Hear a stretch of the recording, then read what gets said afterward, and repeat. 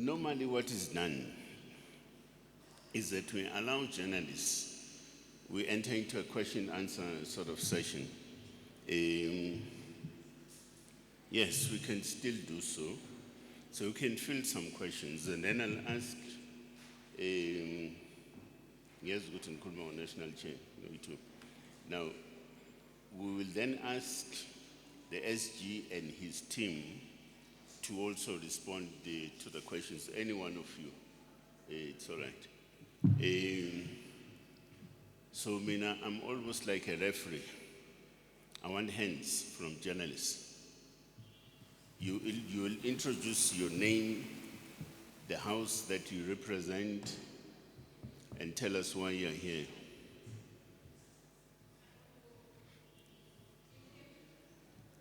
Now that you're asking, I can hear you.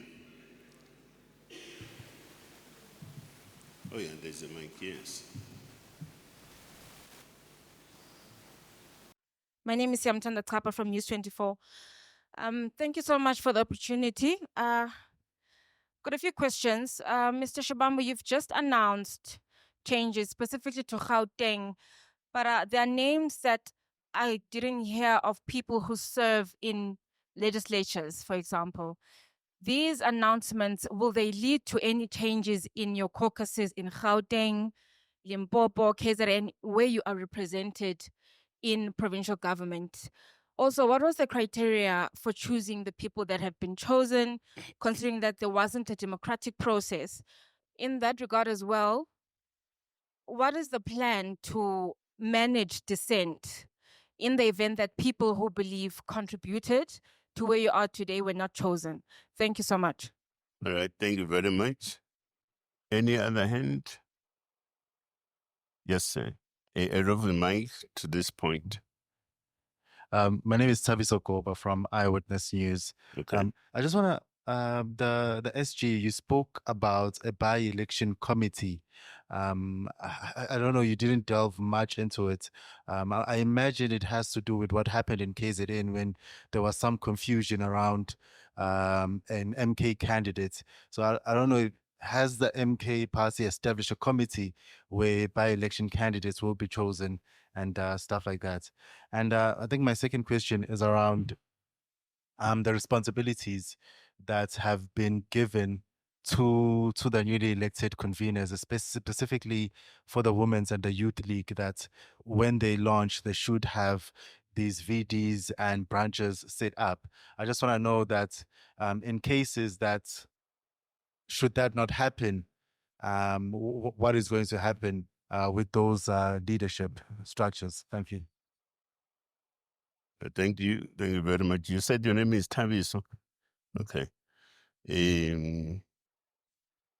Any other hand? Samonani Kamunkosnati Shazi in Tatelia Power FM. I just have two questions. So Progressive Caucus, which is led by Unkhonto WeSizwe, is the official opposition at Parliament. But there have been tensions between EFF and MK, which are the two biggest parties, Progressive Caucus. In December, EFF leader Julius Malema made some scathing remarks on the leader of Unkhonto WeSizwe, Mongameli Jacob Zuma. So I just want to find out, as we head into 2025, is the relationship between MK and EFF as a Progressive Caucus, is it still stable? And then Mbuzo Wamoktrina, MK party also announced that Colin Makobela and Adil Nchabeling, if I'm not, yes, have been announced as new members of parliament. Are you guys still recruiting new members? Or are you talking to other politicians? And perhaps, just to throw the spanner in the works, is Unkhonto WeSizwe speaking to Umbuyiseni Ndlozi following his resignation as a member of parliament of the EFF? Ngiyabonga. I'll ask SG to respond, and perhaps any other member of the national officials to do so.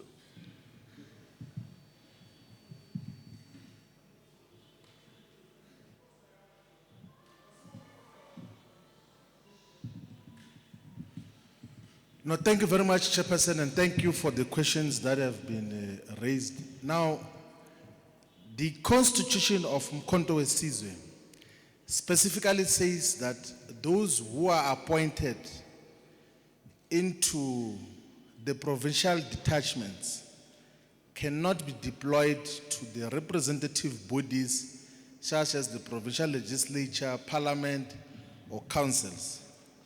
So this is separate leadership. That is why not only in Gauteng province, but in all provinces, we are not going to have members of the provincial legislature or members of parliament leading structures of Unkhonto WeSizwe at provincial and regional level.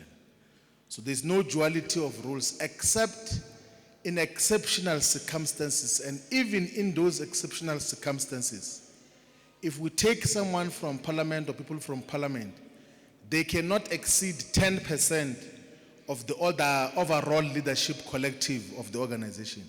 So the constitution does not allow for dual leadership. You lead in parliament and decide.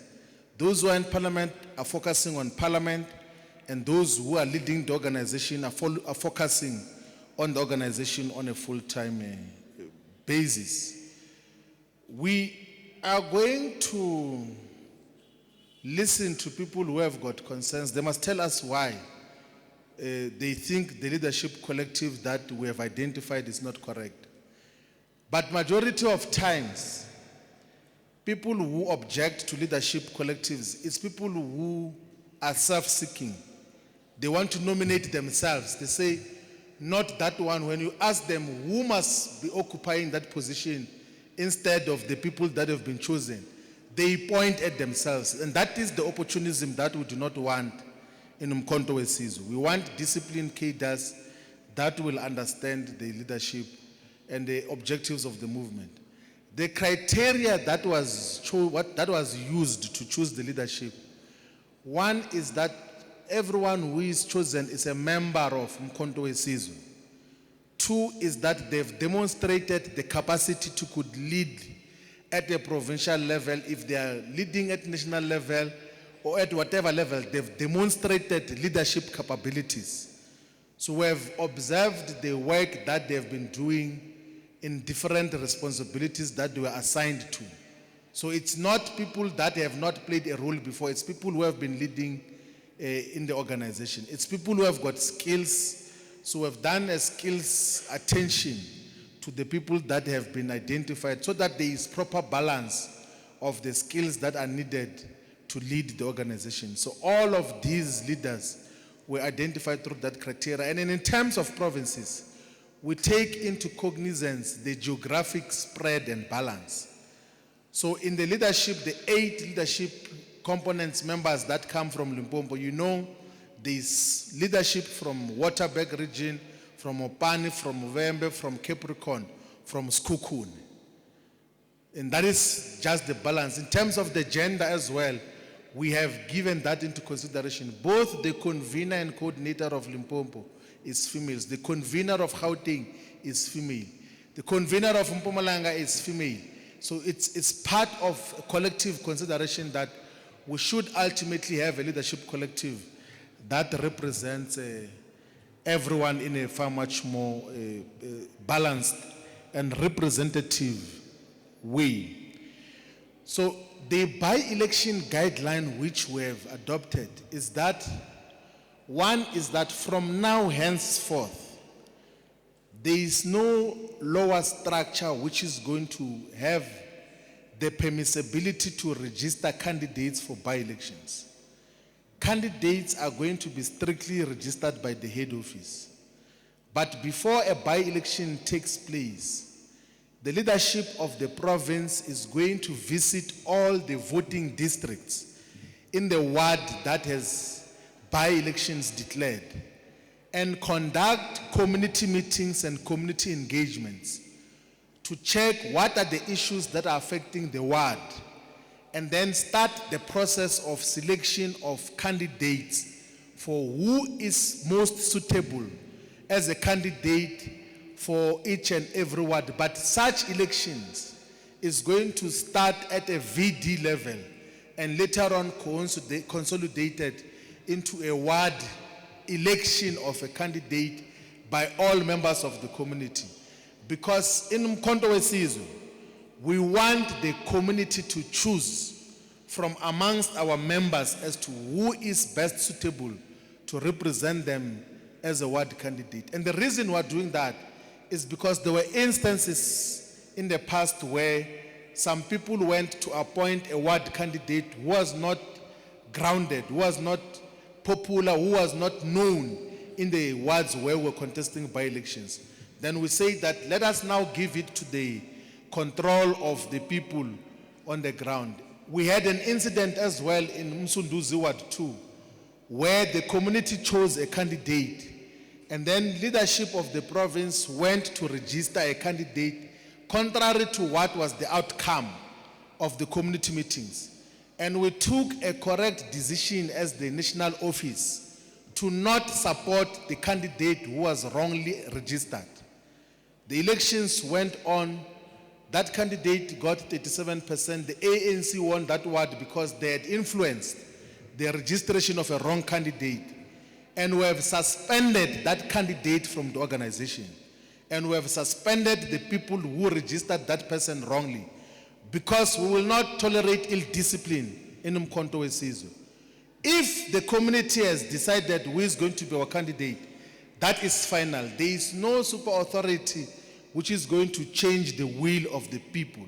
We are busy fighting the people who have distorted and stolen elections to distort the will of the people after 2024.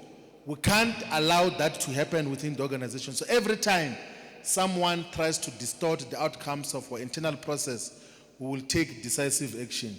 So that is basically what the guidelines say, so that people do not go there and say, I'm a provincial leader, I am going to choose who is the councillor candidate without the will of the people. Every time a candidate is chosen, there has to be the participation of the community where that candidate is going to come from.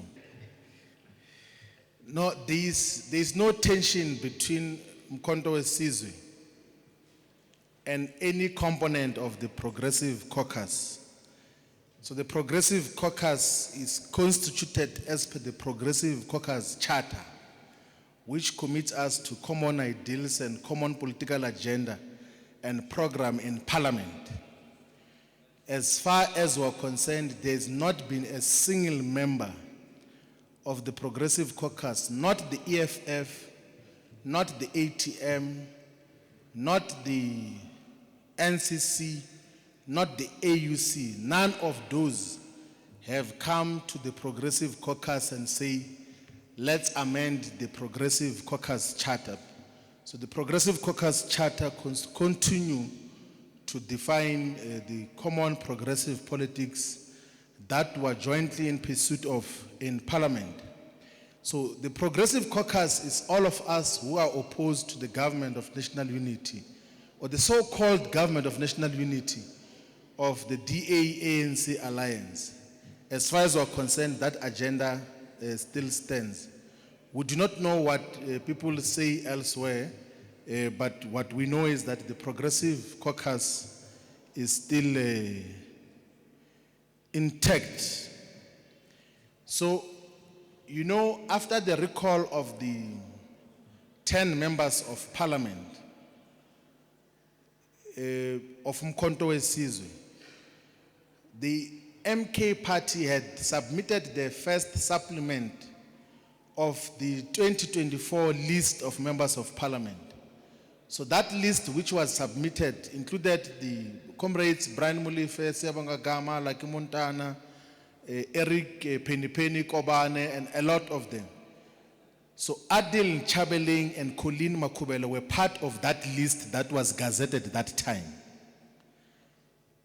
Then when we had to replace the 10 that are now out of Parliament from Unkhonto WeSizwe, when we wanted to do the second supplementation, then Parliament indicated that except for the people whose names have been submitted already, you can only supplement the list after the end of 12 months, which will be 29 May or 1st of June 2025. So we are in engagement with Parliament and the Speaker to say, let us be allowed to fill all the vacancies of Unkhonto WeSizwe that have existed. But because Adil Nchabeling and Colleen Makubela were part of the list original, they then are going to be sworn in on Tuesday, the 28th of January 2025 in Cape Town, because already their names were already gazetted as part of the National Assembly list. And then of course they are joining what we say is qualitatively the best parliamentary caucus in South Africa. Because if you were to check the composition of our parliamentary caucus, you will realize that by all measure and standards, we are far much better placed to provide quality oversight, quality legislation, but also quality government as a collective and as individuals who are deployed to the legislature. Unkhonto WeSizwe recruits every day. We recruit everyone. We talk to all members. But what we know thus far is that the people who come voluntarily to Unkhonto WeSizwe still far outnumber those we recruit ourselves. That is why we say in Unkhonto WeSizwe that asbabiz bayazizela. They come by themselves. So the ones that are still coming by themselves far outnumber those who are recruiting as an organization. Because this is a movement that is in pursuit of total decolonization. The former liberation movement, whose head office is not very far from us, only pursued political power with the hope that political power is going to bring about everything else. And then another organization was formed to say that political power is not adequate. You need to fight for economic power as well.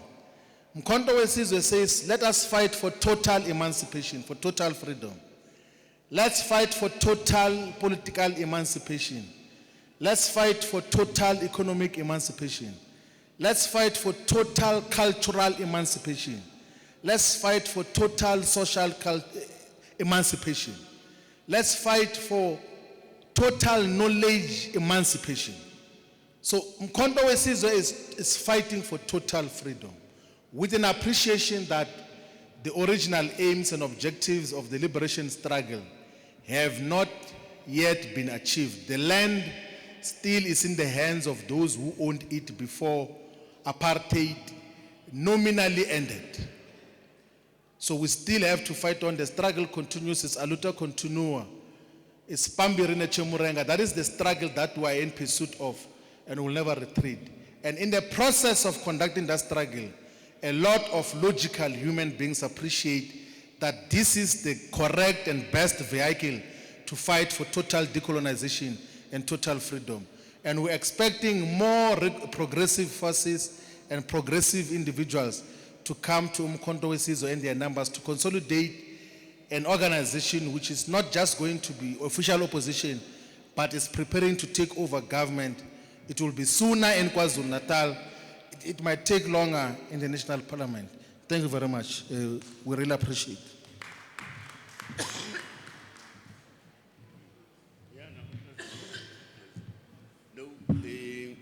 Ladies and gentlemen, we are folding up. Thanks for questions and thanks for this particular engagement.